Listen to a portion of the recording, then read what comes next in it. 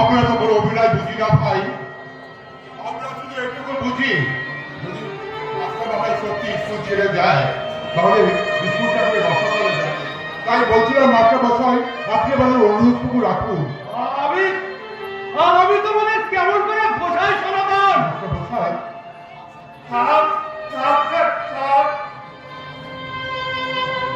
আমাদের পাড়ার থাকতে মাথায় নিয়ে তাকে আমাদের স্কুল থেকে তুলে ধরছে।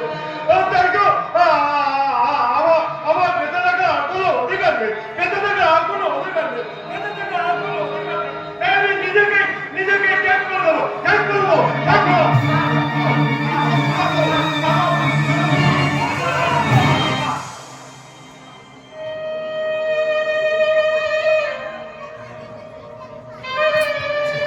বেরিয়ে যাও, এখনই এই মুহূর্তে তুমি এখান থেকে বেরিয়ে যাও।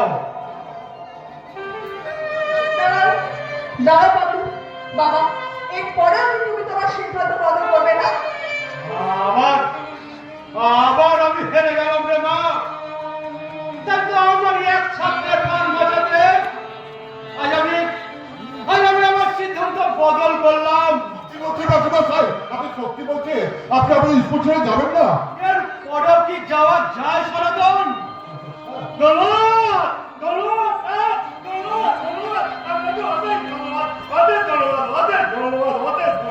দাঁড়াও বাবলু,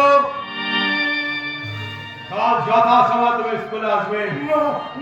না স্যার, আমি স্কুলে আসবো না স্যার। কেন আসবে না?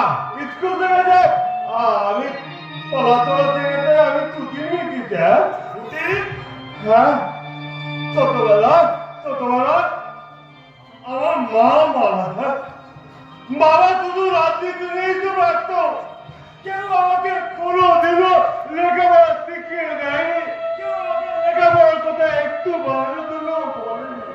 তাই তো আজ আমি জীবনের পরীক্ষা তো ফেল করে আমার জীবনটাই ফেল হয়ে গেল।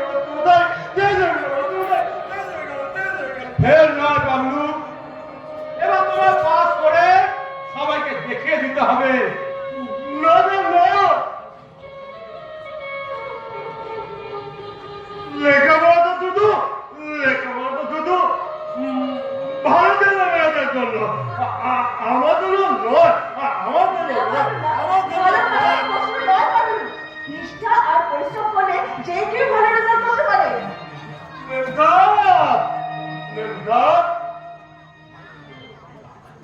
আমরা কাছে তো শুধু আমরাই বলে